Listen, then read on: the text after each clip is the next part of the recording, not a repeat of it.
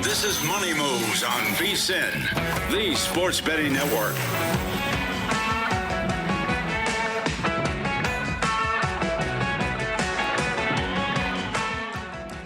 All right, everybody, we are kicking off hour 2 here on Money Moves on VSiN, the sports betting network, Sirius XM channel 158. Stormy Buonantony, Jonathan Von Tobel with you coast to coast. JVT out at Circa Sportsbook, the world's largest sportsbook in Viva Las Vegas. I'm still in Miami, coming off the heels of the national championship last night. Indiana gets the win, 27-21 over Miami, closes out what had been a dominant playoff performance for the Hoosiers this season. It was a closer game than at least people who laid the number anticipated. Miami does get the cover last night. Total goes over the closing 47.5. And as all that was going on, JVT, I get to the hotel after the game was over, and I see that the Tennessee Titans are finalizing a deal to make the 49ers defensive coordinator and former Jets head coach Robert Saleh their new head coach. There was that hiring. Apparently, Jeff Hafley is now going to be the head coach here in Miami of the Dolphins as well, coming to South Beach after 2 years as a DC of the Packers. So it was not just college football yesterday. There was a lot going on in the National Football League as well.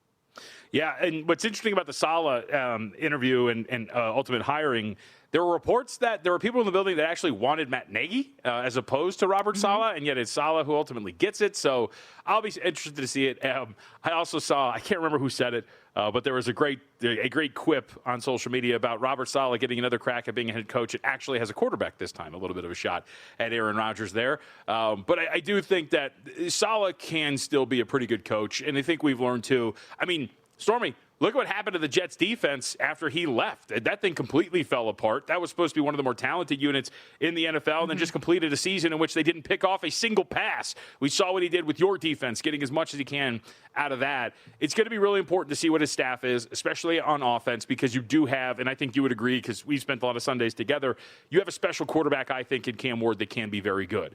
But you've got to make sure you get the offensive hire right. So I'll be interested to see who they're going to bring in that regard. And if it's a good name and a great mind, I think that if you're the Titans, this is a pretty solid spot to be in, given the hiring here.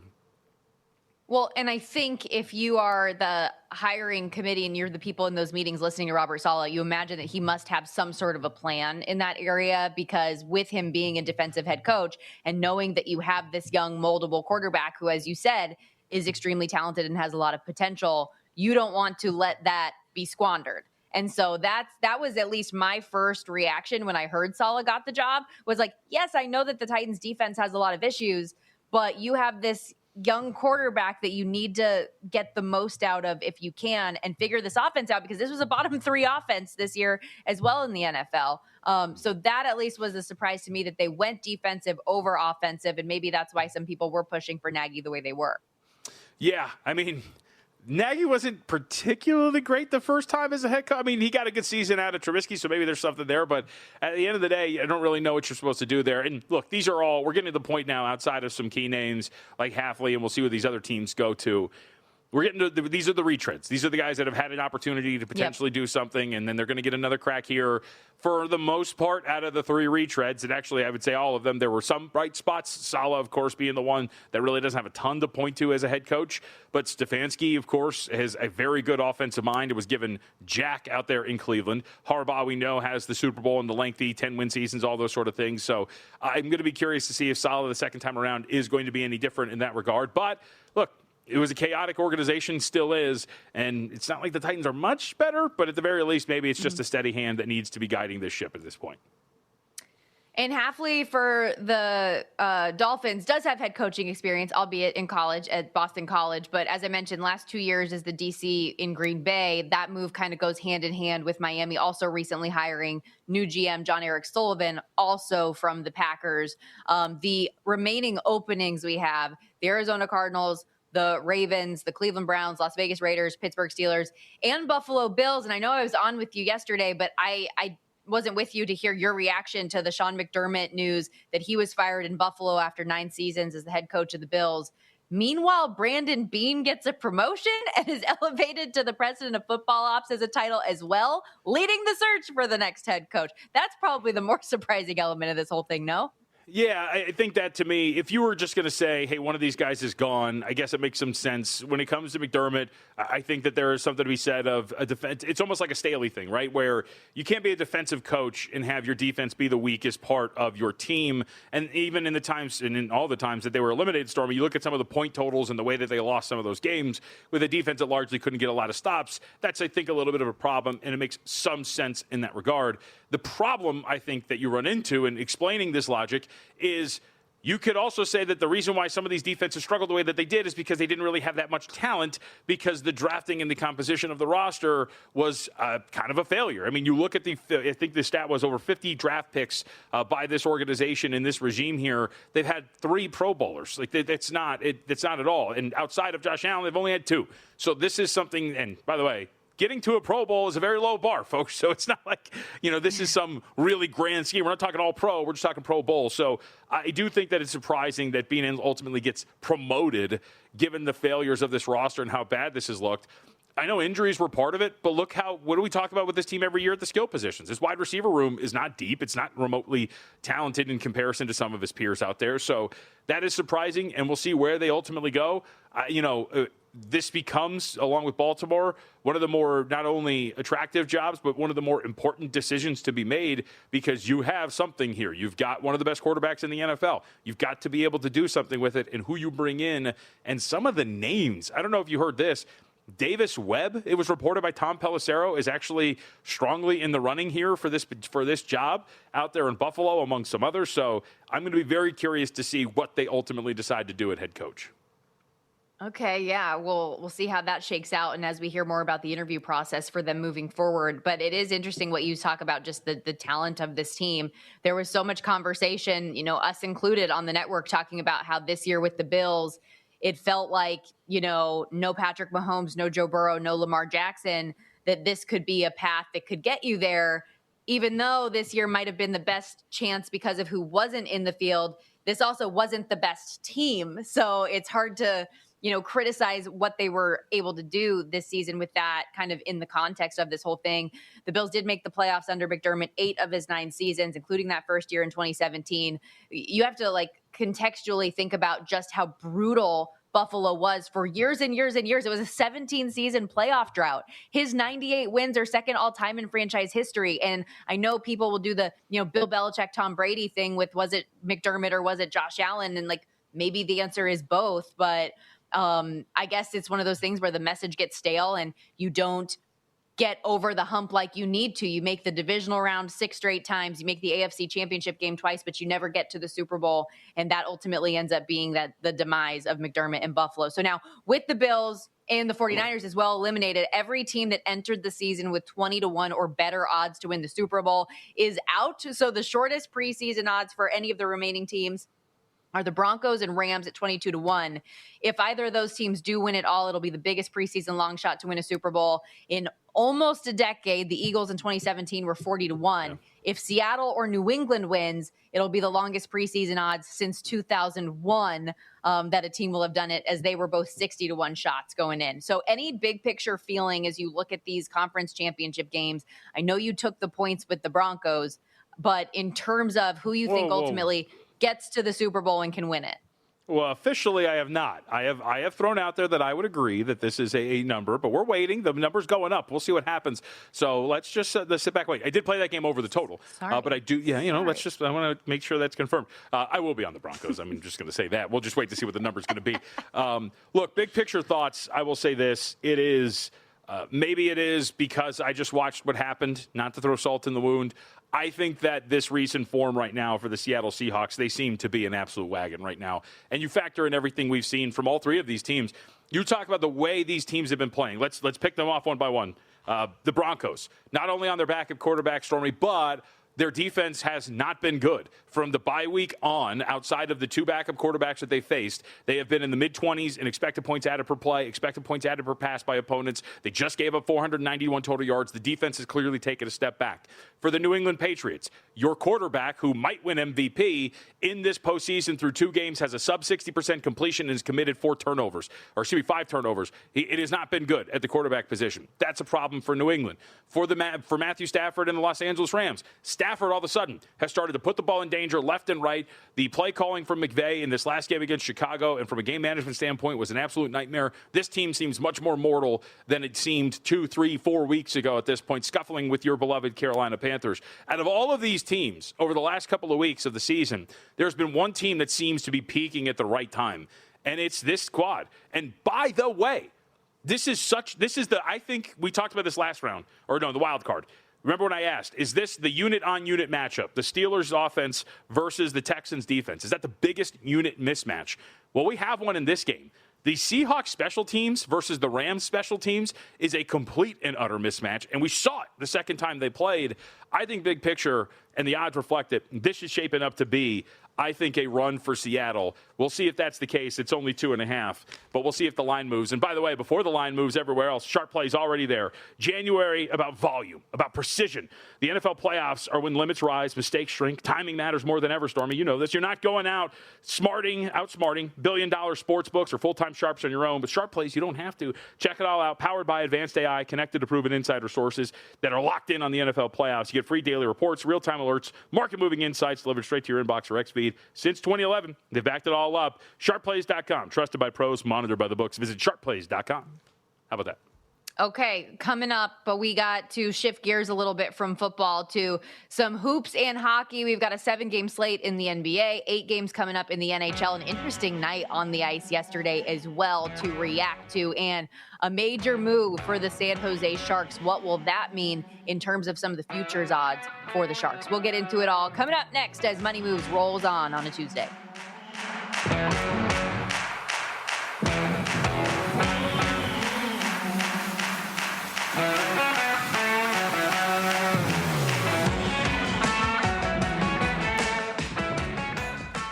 So you're listening to this podcast because you want an edge. But what if I told you you're only halfway there? You've got the mindset. Now it's time to get the toolkit to match. Here's the thing. Pro bettors spend thousands on data and tools. But what they don't want you to know is that you can get the same edge for a fraction of the cost with VSiN Pro. VSiN Pro gives you access to expert picks, public betting data, prop projections, powerful tools, analytics, and more. Just tap the link in the description and see why thousands of bettors are already using VSiN Pro to cash more bets.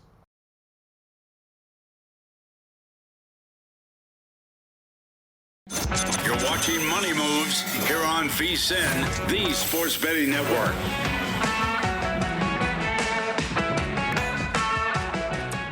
Conference Championship weekend is upon us as we look at the numbers for who can win it all in the NFL when all is said and done. Super Bowl title odds. Seattle is your favorite at plus 145. The Rams plus 230. New England plus 250. And the Denver Broncos without Bo Nix now the longest shot at double digits out at 11-1. And a conversation that I know we've brought up for a while when it comes to the NFL big picture is, will the Super Bowl run through ultimately the NFC? Are we destined to have the NFC, to have the Super Bowl winner come out of the NFC? And I think now the odds boards certainly show that to be the case. And you obviously made a big case for the Seattle Seahawks and what they have been able to do, seemingly just getting better each step of the way here in the postseason. The game against Los Angeles,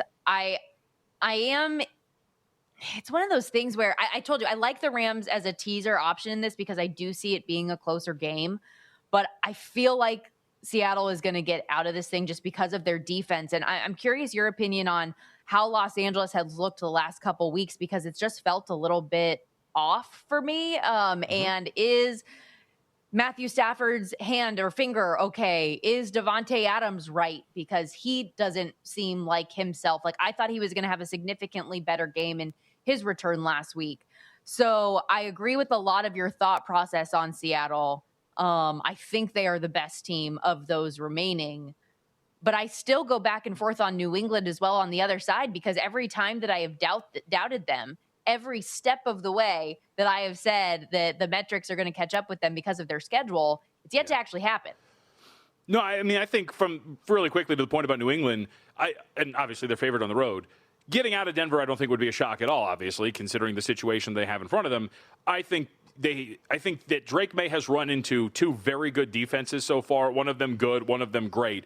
the Texans he put the ball on the turf 4 times, Stormy. He looked pretty bad, threw an interception. I mean, that is going to happen again against Seattle. So I think that's why I'm pretty confident that should the Seahawks move through LA, and just your bigger point, right, that I'm just kind of confident in the NFC as a whole that's going to ultimately be the winner of this whole thing, that the NFC is going to take this. But as far as this is concerned, no, you are right.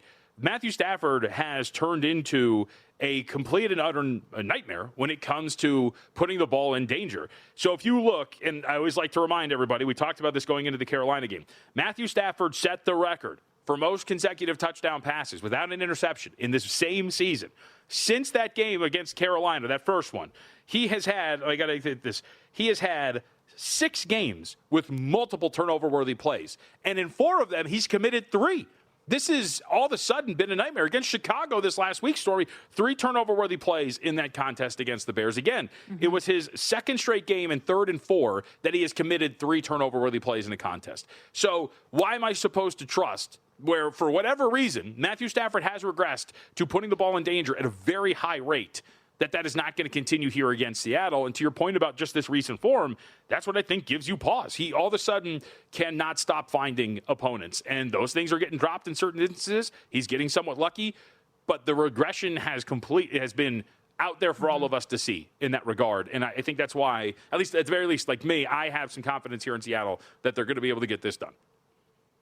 Yeah, I know. And when you look at all of the season-long metrics and you see, they're the number 1 scoring offense in the NFL. Yeah, but that's the season-long stuff. It's what have you done for me lately in the National Football League? And you're still facing the number 1 scoring defense on the other side too. So I hope it's a good game. I would like it to be closely contested. I do have that teaser leg on the Rams, but I am in agreement with you that Seattle just seems to be clicking at a different level.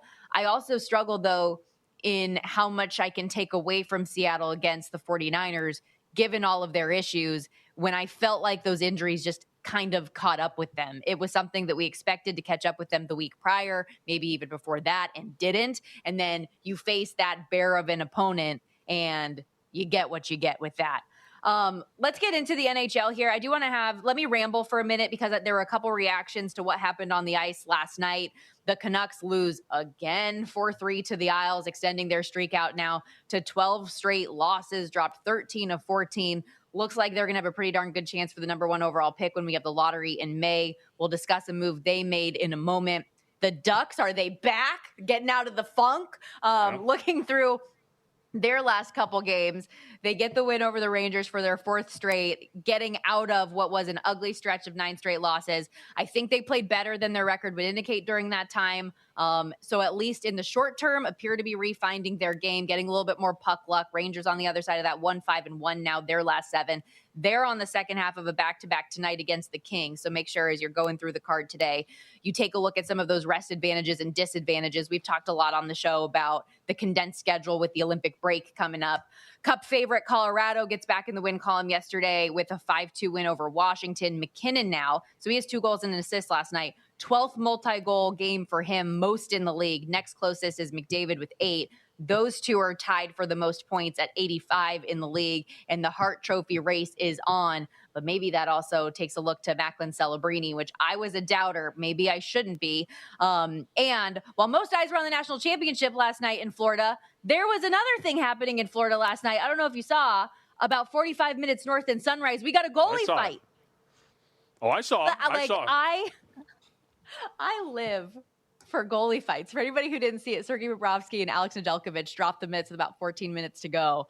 Nedeljkovic joins a scrum behind his net, and Bob goes 200 feet to the other side. So that was Matthew Tkachuk's first game back, too, and all the headlines end up going to Sergei.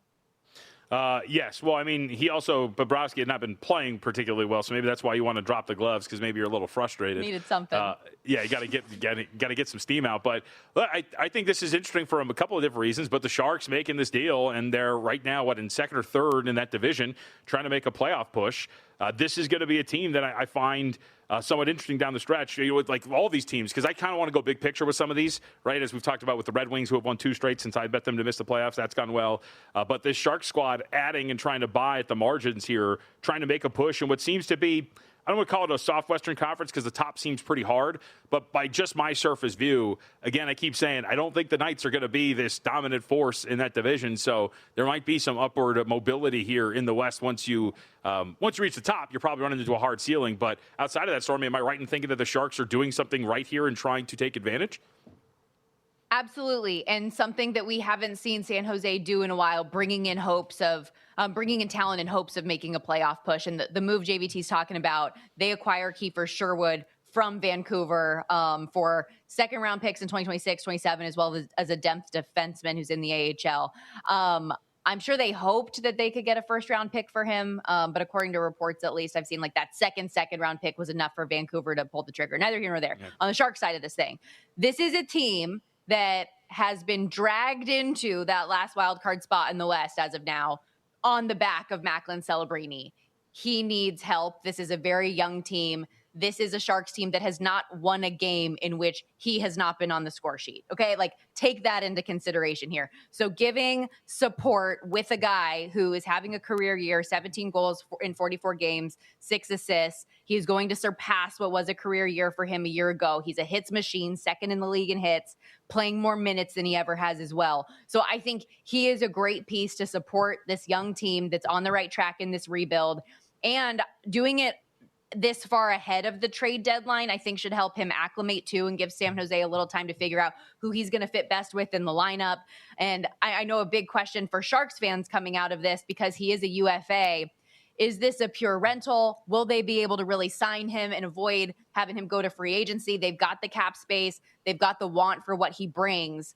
I love this move for San Jose. And I mentioned off the top, I had been a doubter of Celebrini in the Hart Trophy market because I wasn't sure what that was going to look like for them, big picture, to make the playoffs or the like. And I think that's an important element for the best player to be able to elevate a team to that level.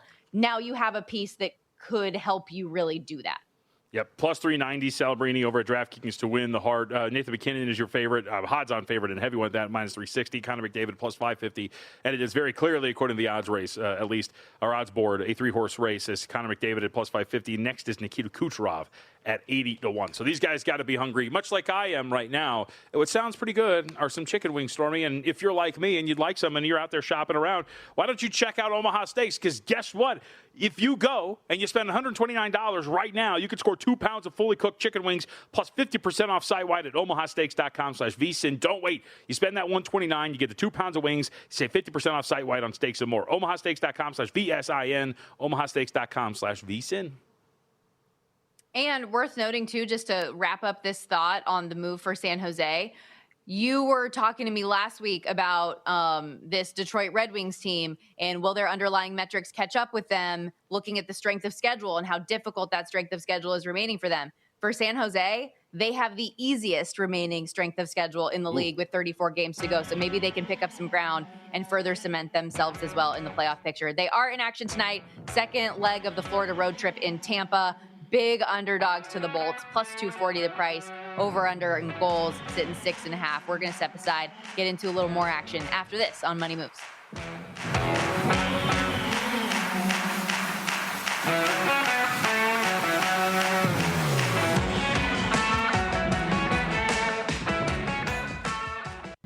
You're watching Money Moves here on VSIN, the Sports Betting Network.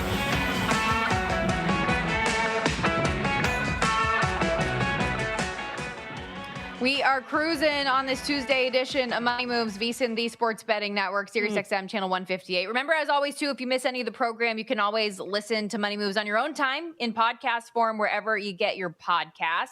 JVT, you said when we went to break that you had a question for me. What do you got, buddy? Now I have two. Am I allowed to ask about what you just showed me when we were coming back? Sure. Okay, so is that a picture of Mark Cuban? Is that what I was looking at? Who is that? Yeah.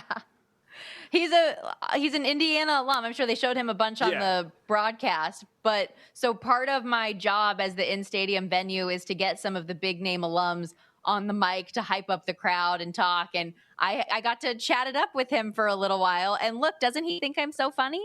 I mean, yeah, but I don't know. Is he laughing at something you said, or is he just laughing? a picture speaks 1,000 words. You'll never know the truth. I'll tell you. Whatever. All right. My other question. But it was cool. So go ahead. Hold on real quickly. So we got Mark Cuban. We had Ed Reed, Clinton Portis, Michael Irvin was out. I mean, Miami alums, obviously, and like legends in the sport all over the place in this town. So that was a really cool part of it, and just seeing how engaged they were, at least for most of the game. So I would assume that I was not there, but the athlete to non-athlete ratio is very heavy in favor of Miami in terms of the people you spoke to. That is correct. That is a fair assumption. And it was even when they put up these graphics on the monitors, right, of all of their like famous alums in different walks of life and stuff. And just in general, the Miami stuff was overwhelming. And we were wondering what the fan turnout ultimately was going to be. And I think it turned out to be like 60-40 Indiana. So it was a little more Indiana still than I anticipated with this game being out here in Miami. Every third down, regardless of who was on the field, was extremely loud. But Miami might not have as many big name famous alums, but they sure knew how to come out for the national title. You didn't get to talk to the infamous 7th floor crew? No, not at all out there in Miami? All right. Let's ask about a real question here that has some betting implications. I want to build on what we were just talking about really quickly. So you mentioned the Sharks and potentially getting better, the schedule. I know they've lost every game to Vegas so far. They're only 7 points out, and I ask this because you have a better grasp of what like a really big lead is, what's insurmountable. They're 60-1 to win the Pacific. Is that too large? I mean, that feels, given where they're at in the trade they just made and the schedule going forward, that seems like something more doable than 60-1 for the Sharks to win the Pacific, or am I crazy? I would find it hard to believe. And I know you're asking this question in the framework of, like, you are not a believer in Vegas. What do you call them? Sure. The fakest good team out there? Yes. And I understand that. But San Jose is still a team that's operating at a negative goal differential, right? Yeah. Like, if you look at them, they are -17 and yet are in a position where they're third in the Pacific Division. I think this move is great. I think it improves their chances, but Edmonton is also a team that's finding their groove, even without Leon Draisaitl, what Connor McDavid has been able to do. I think Vegas, as they get healthier, should be in a position where they can tack on more points, but San Jose is very firmly growing. I just don't know if I'm sold enough yet on what they've done, because they really are one player. And so I need to see what it looks like a little bit with this new addition first. Okay, Justin, please, if we could cut this and save it so that when the Sharks do win the division, and I don't bet it because she is talking out of it, we can replay it. Sharks fans need something good for them. They haven't had anything over Vegas since the major penalty that shall never be spoken. It's like Voldemort from what year was that? 2018? Shall never be spoken of again. Yeah, hashtag not a major. Brutal. That said, let's get to... Mark Fleury was in goal for that. I was going to say, Marc-Andre Fleury was in goal for that. Mm-hmm. Let's get to your favorite sport, shall we? Or at least one, maybe not favorite, one of, though. You are our NBA resident senior analyst and expert. We do have a 7-game slate coming up in the association. We talked about some of the angles coming out of last night, and Golden State, obviously a big part of that on the second leg of a back-to-back after the Jimmy Butler injury. For anyone missed it, suffered a torn ACL. He is done for the year. Whether it is that game or beyond, though, what do you think people should know going into tonight's card? Yeah, this is a little bit of a tough one. So, first off, this was a difficult schedule because, Stormy, every game but one had a team that was in some sort of a back-to-back situation. So that means that you just don't have the injury reports at hand. You're not going to get them until a little bit later in the day. We do have them now, but, of course, now you're acting post-injury report information, so it's a little bit more difficult to get on some of the best numbers. I'll give you a key example, and I had talked about this last week on Harbit Handicappers with Zach Cohen. It's an angle worth reiterating here. Minnesota and Utah. So Minnesota right now is laying 14.5, total of 244. Utah's on the second leg of a back-to-back. We get the injury report a couple of hours ago. Actually, not even a couple of hours ago, probably within the last hour. And, of course, Utah, because they have this top 8 protected pick, and in any given instance, they will rest guys, and they're doing it here today. All of a sudden, Lauri Markkanen has come down with a very, very strong illness here, Stormy. So, too, has Bryce Sensabaugh for the Utah Jazz. It's looking pretty bleak out there. There's a virus going around, so all of a sudden the Jazz got to sit everybody. So this has gone from 10.5, all the way up to 14.5 in favor of Minnesota. You look at Minnesota, in much better shape. Naz Reid was questionable. He's been upgraded to probable here and is going to be available to play. Anthony Edwards has this toe issue he's been dealing with. He'll play today, and Rudy Gobert is not even on the injury report. So this seems like a pretty strong opportunity for Minnesota to go out and get a pretty strong win against Keontae George and the Utah Jazz, and that's going to be about it. That's going to be operating. And I would say, too, the loss of Sensabaugh is relatively big just because, again, he's been scoring so well for the Jazz. This looks like it's going to be a relatively rough matchup. Some of the other games that are worth pointing out here for the Los Angeles Clippers, we can go here. We saw this open up, as you mentioned, by the way, earlier. Clippers are on the 6-game winning streak, have been absolutely fantastic.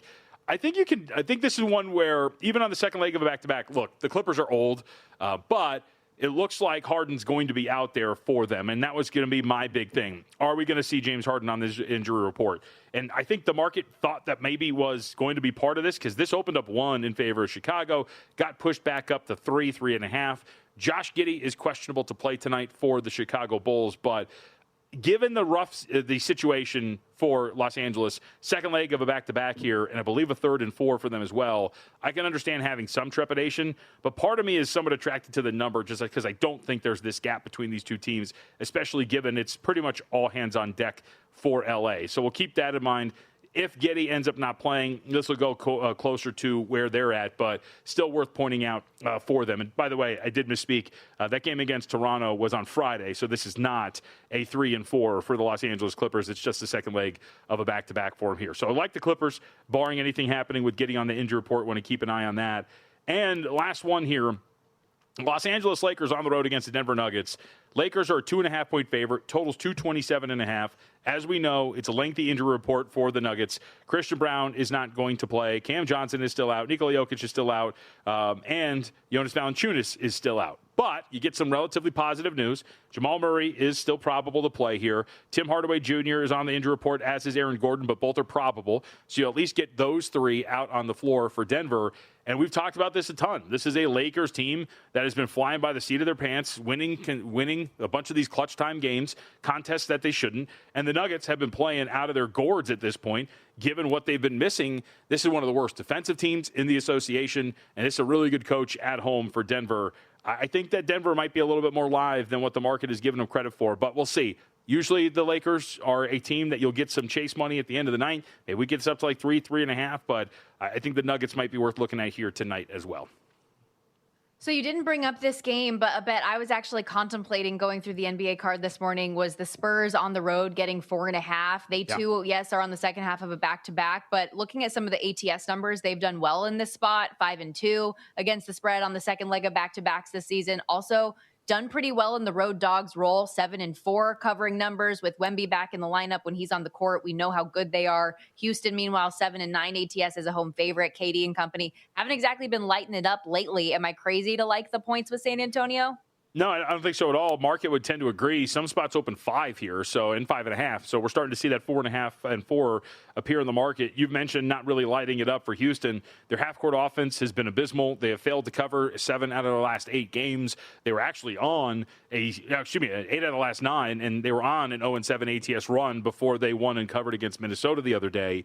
So no, I wouldn't throw away at all the San Antonio Spurs in this spot, even though it's a -1 for them against the Rockets, considering how poor it's been. And their half-court offense, Stormy, has been really bad when you look at some of the more recent performances for them. ProfitX, the #1 place for college basketball player props, folks. I don't know if you've heard this, but they offer all players in all schools. In every state, ProfitX is available. And as we get closer to March Madness, take advantage of ProfitX's 20% purchase match. Download ProfitX now and experience the future of winning. Use promo code VSIN to get started. I am very excited to close out the show with you next segment because we have futures bets galore coming in from our boy JVT in all sports like college basketball, NBA, dare I say Major League Baseball we're throwing in there right now. So get ready. Don't go anywhere. We're going to close this thing out on a high note. Last segment of Money Moves coming at you after the break.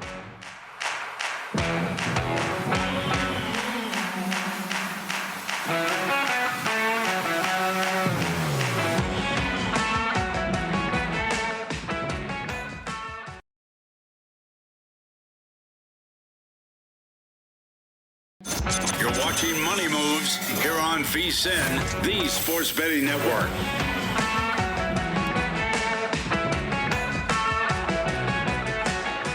Okay, we're closing out this Tuesday edition of Money Moves on VSiN, the Sports Betting Network, Sirius XM Channel 158, wherever you're watching or listening, YouTube TV, the VSiN Watch app, iHeartRadio. We appreciate it. He's Jonathan Von Tobel. I'm Stormy Buonantony. We're going to get into the best bets and plays of the day in a moment. Lots of futures that have been added to the portfolio for our boy JVT. But one game I know you are involved in tonight in college hoops has an interesting update from the coaching standpoint. So I did want to get into this real quickly. Bill Self, head coach of the Kansas Jayhawks, who's had a handful of health scares in recent years, was hospitalized yesterday with an undisclosed illness, according to the school. It was out of caution, but he is not going to be with the team tonight in Colorado. He's had some of these issues in the past. He missed the Big 12 and NCAA tournaments a couple years ago. You remember, with chest tightness, had a couple procedures. Even this past July needed one. But again, on the court tonight, as his number 19 ranked Jayhawks get set to take on Colorado, he will not be there. And JVT, Kansas has been playing well the last couple games in what has been an up and down season. They upset Iowa State last Tuesday. They follow it up with a win by margin over Baylor and are still a favorite tonight without Bill Self on the court. What do you think about it? Yeah, I mean, there's a lot that's going on here, and I didn't realize the number had moved this much already. But you've mentioned it. They've been playing well. Darren Peterson has been playing some fantastic basketball, coming off a performance against Baylor, 26 points, 3 assists, 2 rebounds. He's been one of the big reasons why they've been playing as well as they have here. And this was already going to be a difficult spot for them, Stormy, just going out there to play up there in the thin air against the Colorado team that has not played particularly well, has lost 3 straight. But remember, pushed Texas Tech, barely lost to them, 73-71 at home a couple of weeks ago. So the Buffs have shown a little bit of spunk here when they've played on their home floor. And I think that this is going to be a pretty difficult situation. And then you remove Self from all of this, considering what's going on with his health. And it seems like this is going to be a difficult situation to be in if you're Kansas. So I know it leads us to best bets, which we're going to talk about here. But I do think I'll take the low-hanging fruit. I grabbed some of this with Kansas earlier today, and I think this is going to be a spot to play against. And we've seen these teams, especially the Big 12, but you have these winning streaks where you're at home. Then you go out to a difficult spot where there's an inherent home court already when it comes to playing up there in thin air, as well as a team that has showing some fight at home too. So wouldn't be surprised if this closes like 3.5 consensus. But yeah, I'm on Colorado here. Okay, well, let's get into the best bets. And since you have so many, I'll give you the floor here. Let's start, though, with your recap from yesterday before you get into tonight's action, shall we? Yeah, tough one. Pistons end up getting it done, but they end up not being able to cover. They win by a point last night against the Boston Celtics as 2.5-point favorites. So Pistons fall at home to Boston. They don't cover at home to Boston, but they get a win. So the Pistons continue to maintain their spot at the top of the Eastern Conference. For today, we got a couple of things to hit on. As we talked about this yesterday. Broncos, Patriots over, 40.5 is still pending. So we go to college basketball. Indiana catching 16 at home against Michigan. Speaking of spots, and this is kind of what I've tried to do here in college basketball. I've seen it all the time, but I feel like this is a good spot to come in and take a shot against Michigan. Stormy, the market's still pricing this group as a team that has been as dominant as they were at one point in the non-conference portion of the schedule. You will remember well what Michigan did in some of these neutral site settings against maybe a team that you like quite a bit in San Diego State. Yeah. But if we look at recent form, and, as Adam was actually singing the praises of Bartorvik, they have a lot of good filters. You can kind of see more recent form. If you look at since the start of January, this team has been playing at a top 30 clip, and we're talking 30, not like closer to 20 than anything else. I think that the market is getting a little too out over its skis and hasn't adjusted enough. Michigan's come back down to earth a little bit. We saw them go out and lose at home to Wisconsin. We saw them get pushed by Penn State on the road. Now you're coming back after 3 out of 4 away, 2 of them on the West Coast swing to take on Indiana. This seems like a lot for a conference game. I know the Hoosiers have lost 3 straight, but I think that this is one where the market's getting like 2 things wrong here. So we'll take the inflated number with Indiana plus 16. We mentioned it. This is the play earlier. But Colorado plus 5 was one put in earlier. This is down to, like you mentioned, about 3.5 or 4. Still think 4 might be playable, but at least got the best of the number here for Colorado in college hoops today. And we'll go with this. I'm going to, again, these are kind of some low-hanging fruit situational spots, I think, but we got to give this a shot.